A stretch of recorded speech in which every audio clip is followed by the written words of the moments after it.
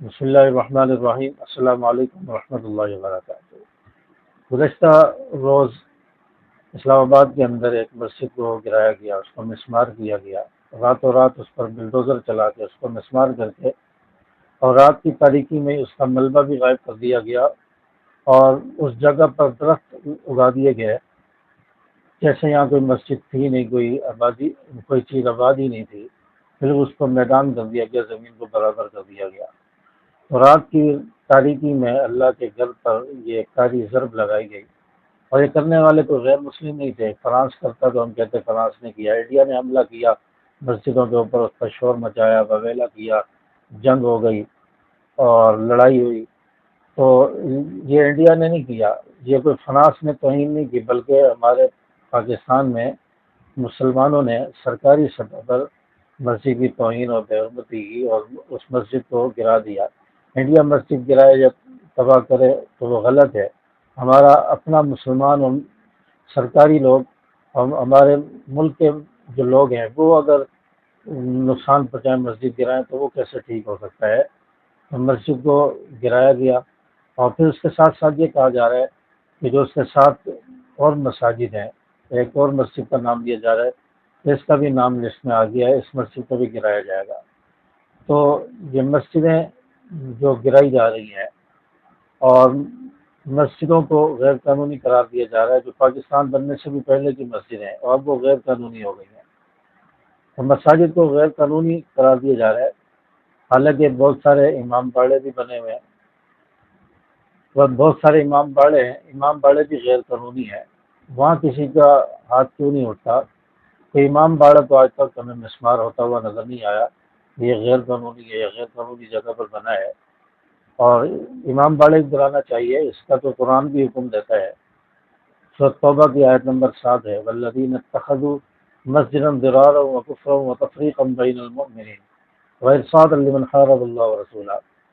تو مسجد ضرار جو بنائی گئی، جس میں کفریہ باتیں ہوں، مسلمانوں کو نقصان پہنچایا جائے، آپس میں تفرقہ مسلمانوں میں ڈالا جائے، اور ایک شخص کو اڈا فراہم کیا جائے جو رسول اللہ صلی اللہ علیہ وسلم اللہ کے ساتھ جنگ کا اعلان کر چکا ہے، تو اس شخص کو اڈا فراہم کرنے کے لیے، مسلمانوں کو میں تفریق ڈالنے کے لیے، نقصان پہنچانے کے لیے، کھلا اپنے کفر کی تبلیغ کرنے کے لیے مسجد ضرار بنائی گئی۔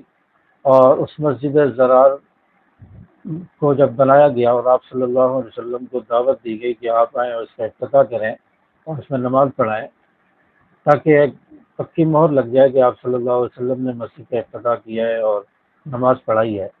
اللہ تبارک و تعالیٰ نے آپ صلی اللہ علیہ وسلم کو پہلے ہی منع کر دیا، روک دیا، اور یہ آیت نازل ہو گئی، والذین اتخذوا مسجدا ضرارا، یہ آیت نازل ہو گئی، اور اللہ تعالیٰ نے حکم دے دیا کہ اس مسجد کو گرا دیا جائے، اس کو بلڈوز کر دیا جائے، اس کا نام و نشان مٹا دیا جائے، تاکہ مسلمانوں کو گمراہ نہ کیا جائے۔ یہ مسلمانوں کو گمراہ کرنے کے لیے کفر کا مرکز بن رہا ہے۔ تو آپ صلی اللہ علیہ وسلم نے اس کو مسمار کرنے کا حکم دیا، اس کو صفائی سے مٹا دیا گیا۔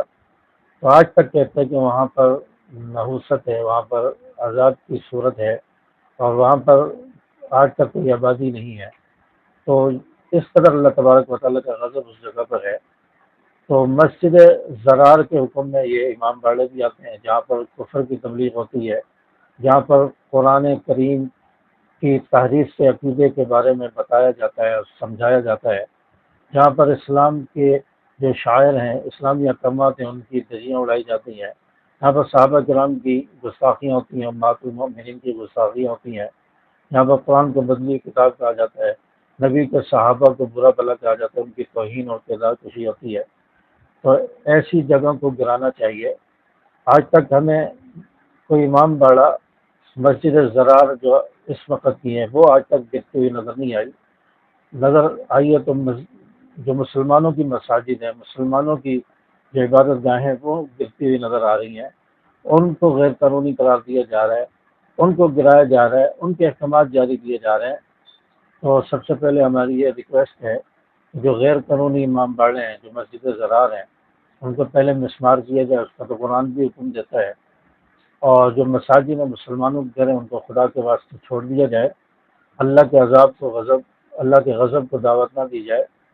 پہلے بھی آئے روز اسلام آباد کے اندر اللہ تبارک و تعالیٰ کی طرف سے عذاب الہی نازل ہوتا ہے، کبھی اولوں کی شکل میں، اور اس سے شیشے ٹوٹتے ہیں، گاڑیاں ٹوٹتی ہیں، اس سے تباہی ہوتی ہے، کبھی جو ہے بارش اتنی زیادہ برستی ہے کہ گاڑیاں بہہ جاتی ہیں، لوگ بہہ جاتے ہیں، اور مختلف جو ہے لوگوں کی املاک بہہ جاتی ہیں، اور ایک سیلابی صورتحال پیدا ہو جاتی ہے۔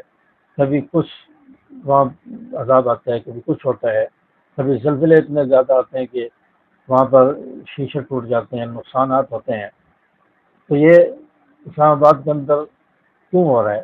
تو وہاں پر اسلامی احکامات کے خلاف قانون بنائے جا رہے ہیں، اسلامی شاعر کا مذاق اڑایا جا رہا ہے، مساجد کو گرایا جا رہا ہے، اسلامی جو چیزیں ہیں ان کو جو ہے مسمار کیا جا رہا ہے، ان کو بدلا جا رہا ہے۔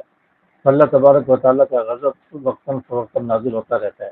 اب مساجد کو گرایا جا رہا ہے تو ڈر ہے کہ جیسے ابراہ کے ساتھ اللہ تعالیٰ نے کیا، کہیں پاکستان میں بھی ایسا نہ ہو جائے، کہیں ایسا عذاب یہاں پر بھی نہ آ جائے، اللہ تعالیٰ ابابیل کو بھیج کر ایسے لوگوں کو نیست و نابود کر دے جو مساجد کی طرف بڑھ رہے ہیں، جو مسلمانوں کے جو مساجد عبادت گاہیں ہیں ان کو نقصان پہنچا رہے ہیں۔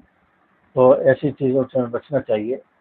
کل مسجد کا سنگ بنیاد رکھا گیا، جو مسجد گرائی گئی، اور پھر وہاں پر جو مناظر دیکھنے میں آئے، وہاں پر لوگوں کو گرفتار کیا گیا اور لوگوں کو ضد و کوب کیا گیا، ان پر تشدد کیا گیا، لیکن اس کے باوجود بڑی تعداد میں، ہزاروں کی تعداد میں لوگ نکلے اور مسجد کی جگہ پر پہنچے، احتجاج ریکارڈ کروایا، مسجد کا سنگ بنیاد رکھا گیا اور مسجد کو دوبارہ تعمیر کرنے کا حکم دیا، اور سننے میں آیا کہ اب سرکار دوبارہ اس مسجد کو اپنے خرچے پر تعمیر کروائے گی، اسی جگہ پر تعمیر کرائے گی، مطالبات تسلیم ہو گئے ہیں، مسجد دوبارہ تعمیر ہوگی۔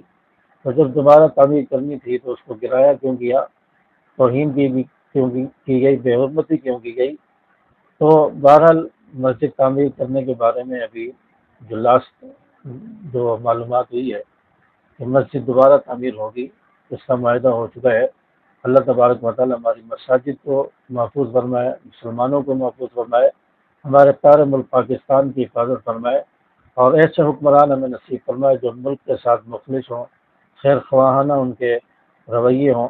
ایسے حکمران اللہ تبارک و تعالیٰ ہمیں عطا فرمائے۔ السلام علیکم ورحمۃ اللہ۔